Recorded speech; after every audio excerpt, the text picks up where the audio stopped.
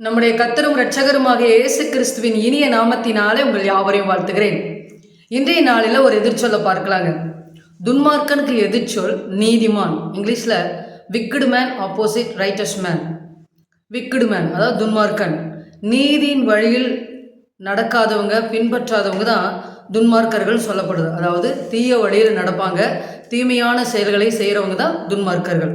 அவங்களுடைய சுபாவம் எப்படி இருக்குன்னு பார்த்தீங்கன்னா, தேவனை தேடாதவர்களாக இருப்பார்கள், கர்த்தரை அலட்சியம் பண்ணுகிறவர்களாக இருப்பார்கள், தேவனுக்கு பயப்படாதவர்களாக இருப்பார்கள் சொல்லி பிரசங்கி 8:13 வாசிக்கிறாங்க. பிறருக்கு தீங்கு நினைப்பாங்க. அவங்களுடைய நினைப்பெல்லாம் பார்த்தீங்கன்னா அடுத்தவங்களை எப்படி கெடுக்கலாம் அப்படிங்கிற யோசனை தான் இருக்கும்.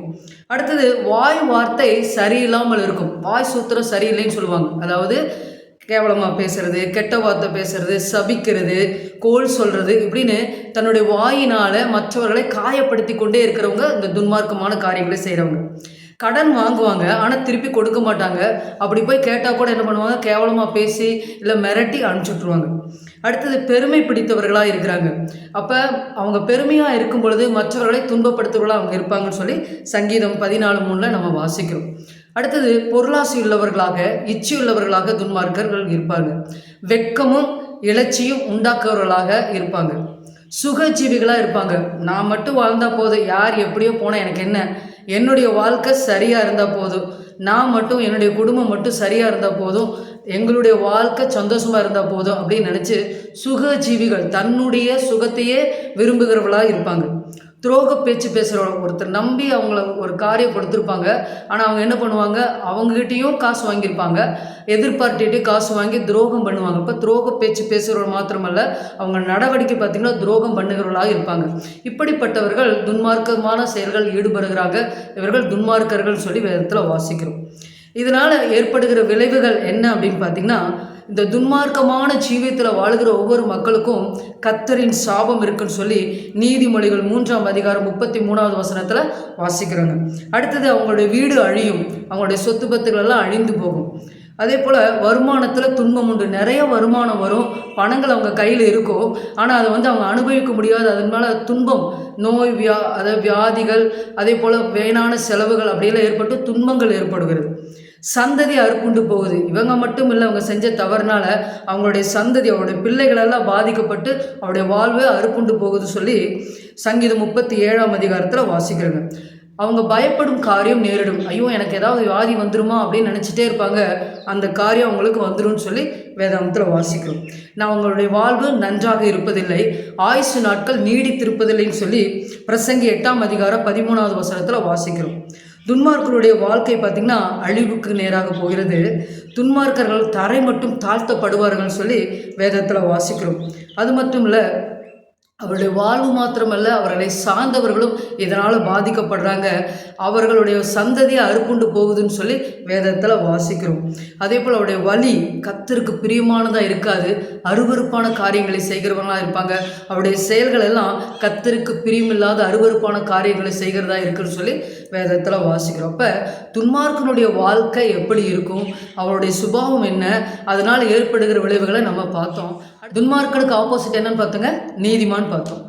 அதாவது நம்முடைய படிப்பு, பதவி, சுயநீதி, பாரம்பரியம், என்னுடைய குடும்பம் இவ்வளோ பெருசாக இருக்குது, என்னுடைய பணம், அந்தஸ்து, வேலை, நான் இந்த பதவியில் இருக்கேன், நான் செஞ்ச நன்மைகள் என்னை நீதிமானாக்குதுன்னு சொல்லி நிறைய பேர் நினச்சிட்ருக்காங்க. அதெல்லாம் நீதிமானாக்க முடியாதுங்க.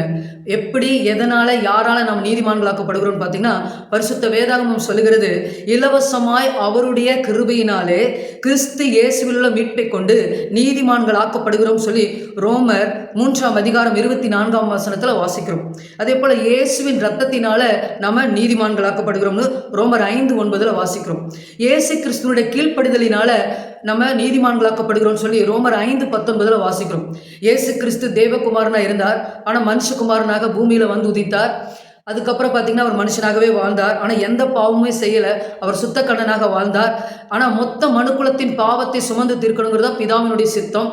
அதற்கு அப்படியே அவர் கீழ்ப்படிந்தார், சுமந்து தீர்த்தார் சிலுவையில். மூன்றாம் நாள் உயிரோடு எழுந்து இப்பொழுதும் ஜீவனோடு இருக்கிறார். அப்போ இந்த இயேசு கிறிஸ்துவனுடைய கீழ்ப்படுதலினால நம்ம நீதிமான்களாக்கப்பட்டு இருக்கிறோம். அடுத்தது பார்த்தீங்கன்னா தேவனே நம்மை நீதிமான்களாக்கி இருக்கிறார் சொல்லி ரோமர் 8:33 வாசிக்கிறோம். கர்த்தராகிய இயேசுவின் நாமத்தினாலே நம்ம நீதிமான்களாக்கப்படுகிறோம் சொல்லி 1 கொரிந்தியர் 6:11 நம்ம வாசிக்கிறோம். அடுத்தது பார்த்தீங்கன்னா பரிசுத்த ஆவியினாலே நாம நீதிமான்களாக்கப்படுகிறோம். அடுத்தது விசுவாசத்தினாலே நாம நீதிமான்களாக்கப்படுகிறோம். இயேசு கிறிஸ்துவே சொந்த ரட்சகர், இயேசு கிறிஸ்துவே உண்மையான தேவன் சொல்லி நம்ம எப்படி விசுவாசிக்கிறோமோ, எந்த அளவுக்கு விசுவாசிக்கிறோமோ அதன்படியாகவே நாம் நீதிமான்களாக்கப்படுகிறோம் சொல்லி ரோமர் 5:1 வாசிக்கிறோம். அப்ப நீதிமான்களாக்கப்படுகிறது எப்படிங்க? இயேசு கிறிஸ்துவை நம்ம அறிந்து கொள்கிறதுனால, அவரால் ரட்சிப்பை பெறுகிறதுனால, அவரால் ஞானஸ்நானம் பெற்றுக்கொண்டதுனால, பரிசுத்த ஆவியின் அபிஷேகத்தை பெற்றுக்கொண்டதால நாம நீதிமான்களாக்கப்படுகிறோம். அப்ப நம்முடைய சுபாவ மாற்றம் எப்படி இருக்குன்னா, ஜென்ம சுபாவத்திலிருந்து நம்ம இயேசு கிறிஸ்துவின் சுபாவத்தை அணிந்தவர்களாக நாம மாறணும். எப்படி மாறணும்? நம்ம நீதிமான்களா இருக்கும் பொழுது கர்த்தருக்குள் கலிகுறுகளா இருக்கணும். எந்த சூழ்நிலையும் பார்த்து நம்ம பயப்படக்கூடாது. நம்ம எப்பொழுதும் கர்த்தரை ஸ்தோத்தரித்து துதிக்கிறவர்களாக நம்ம இருக்கணும். அடுத்தது பார்த்தீங்கன்னா பொய் பேசக்கூடாது. ஏன்னா அது அருவருப்பான காரியம் சொல்லி நம்ம வாசிக்கிறோம் வேதாமத்தில். அப்போ பொய் பேசுகிறதை நம்ம விட்டு விலகணும். உத்தமமாய் நடக்கணும், நேர்மையாக நடக்கணும், உண்மையாக நடக்கணும். எந்த தவறான காரியத்தையும் நம்ம செய்யக்கூடாது. அது கிறிஸ்துவின் சுபாவம். அடுத்தது பார்த்தீங்கன்னா ஜெபிக்கிறவர்களாக இருக்கணும். இயேசுவே நீங்கள் எங்களுடைய வாழ்வை ஆசீர்வதிங்க, மற்றவருடைய வாழ்வை ஆசீர்வதிங்கன்னு சொல்லி நம்ம ஜெபிக்கிறவர்களாக இருக்கணும். அதே போல் கீழ்ப்படிணும். ஆண்டவருடைய வார்த்தைக்கு நம்ம கீழ்ப்படுகிறவர்களாக இருக்கணும். அவருடைய வார்த்தை விசுவாசிக்கிறவர்களாக இருக்கும் பொழுது நம்முடைய சுபாவம் என்னாவது? இயேசு கிறிஸ்துவின் சுபாவமாக மாறுங்க. அடுத்ததான் இதனால் நம்ம நீதிமான்களாக்கப்பட்டு நம்முடைய சுபாவ மாற்றம் ஏற்பட்ட பொழுது நம்ம எப்படி இருப்போம் அப்படின்னா, நம்ம ஆசீர்வாதமாக இருப்போம். அதன் விளைவுகள் என்னன்னு பார்த்தீங்கன்னா, கர்த்தருடைய கண்கள் நம்ம மேலே எப்போதும் நோக்கமாக இருக்கிறதுன்னு சொல்லி 1 பேதுருல நம்ம வாசிக்கிறோம். அதே போல் அவருடைய செவிகள் நம்முடைய வேண்டுதலுக்கு திறந்ததாக இருக்கிறது, கேட்டுக்கொண்டு இருக்கிறது. பனை போல நம்ம செழிப்போங்க. நீதிமான் எப்படிங்க? அவருடைய வாழ்வு செழிப்பாக இருக்குன்னு சொல்லி வேதத்தில் வாசிக்கிறோம். பூமியை சுதந்திரித்துக் கொள்வோம். எப்படின்னு கேட்டீங்கன்னா சங்கீதம் 37 வாசிக்கிறோம். பூமியை சுதந்திரித்துக் கொள்வார்கள் சொல்லி வேதத்தில் வாசிக்கிறோம். கர்த்தர் நம்ம நீதிமான்களாக இருக்கிறதுனால சிநேகிக்கிறவராக இருக்கிறார். நம்மளை ஒரு ஃப்ரெண்டாக பார்க்குறாருங்க.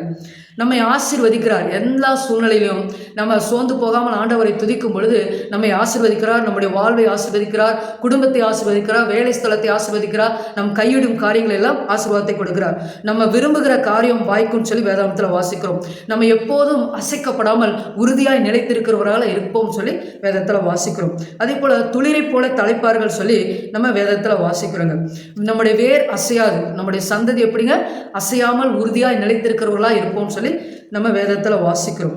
வீடு நிலை நிற்கும் சொல்லி நீதிமொழிகள் 12:7 பார்க்கிறோம். நம்முடைய ஜெபம் கேட்கப்படுகிறது.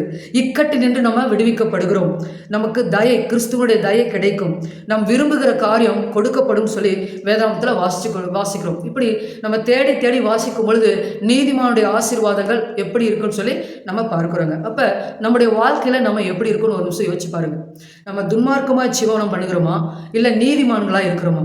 கர்த்தரையே சார்ந்து கொண்டு வாழறோமா, இல்லை மனுஷர்களை சார்ந்து கொண்டு துன்மார்க்க ஜீவித்தை வாழ்றோமான்னு சொல்லி ஒரு நிமிஷம் யோசிச்சு பார்த்து ஆண்டவருடைய சமூகத்தில் ஒப்பு கொடுக்கலாங்க. ஜெபம் செய்வோம். ஸ்தோத்திரிக்கிறோம் ஆண்டவரே, ஸ்தோத்திரம் ஸ்தோத்திரம், ஹல்லேலூயா. உங்களுக்கு நன்றி செலுத்துகிறப்பா. இந்த நாளில கூட உங்கள் சமூகத்தில் வருகிறோம். இயேசுவின் நாமத்தினால புதிய எதிர்ச்சொலை பார்க்க கிருபை பாராட்டி இருக்கீங்க. நன்றி. துன்மார்க்கனுக்கு எதிர்ச்சொல் நீதிமான் என்று சொல்லி பார்த்தோம் ஆண்டவரே. ஆமாண்டவர், உங்களை அறியாத நாட்களிலே துன்மார்க்க ஜீவம் வாழ்ந்தோம். ஆனால் உங்களை அறிந்து கொண்ட பொழுதோ, உங்களை விசுவாசித்து உங்களையே நாங்கள் சார்ந்து கொண்ட பொழுதோ, நீங்களே எங்களை ரட்சிக்கிறீங்கன்னு சொல்லி உங்களை உறுதியாக பற்றி பிடித்து கொண்ட பொழுதோ எங்களை நீதிமான்கள் ஆக்கி இருக்கிறீங்கப்பா. உங்களுடைய பரிசுத்த ரத்தத்தினால, உங்களுடைய நாமத்தினால நீங்கள் நீதிமான்களாக எங்களை மாற்றி இருக்கிறீங்கப்பா. அந்த நீதிமான்களுக்குள்ள சுதந்திரத்தை நாங்கள் பெற்றுக்கொள்ள எங்களுக்கு கிருபை பாராட்டுக் கொள்ளுங்க. வேதம் சொல்லுகிறது நீதிமொழிகளில், கர்த்தரை நாமம் பலத்த துருகம், நீதிமான் அதற்குள் ஓடி சுகமாயிருப்பான் என்று சொல்லி வேதத்தில் வாசிக்கிறோப்பா. அப்படியாகவே ஆண்டவர், உங்கள் பலத்த துருகத்துக்குள்ள நாங்கள் வந்து சேர்ந்து கொள்கிறோம். எங்களை ஆண்டவர் சுகமாய் தங்க பண்ணுங்க. எங்களுடைய வாழ்வை ஆசீர்வதிங்க. எங்கள் குடும்பங்கள் எல்லாம் ஆசீர்வதிக்கப்பட்டிருக்கட்டும். இதை பார்த்து கொண்டிருக்கிற மக்களுக்காக நாங்கள் ஜெபிக்கிறோப்பா. ஆண்டவரை துன்மார்க்க ஜீவத்தை விட்டு விலகி நீதிமான்களாய் மாற கிருபை பாராட்டுங்கப்பா. உங்கள் தயை அவர்களை நடத்திட்டு ஆண்டவரே உங்கள் கரத்தில் ஒப்பு கொடுக்கிறோம். ஒவ்வொருவரையும் ஆசீர்வதிங்க, நீதிமான்களாய் மாற்றுங்க. கர்த்தர் தாம் இந்த ஜெபத்தை கேட்டு பதிலை கொடுக்கிறதுக்காக நன்றி செலுத்துகிறோம். இயேசுவின் மூலம் ஜெபிக்கிறோம் எங்கள் ஜீவன நல்ல பிதாவே, ஆமேன். கர்த்தர் தாமே உங்களை ஆசீர்வதிப்பாராக. ஆமேன்.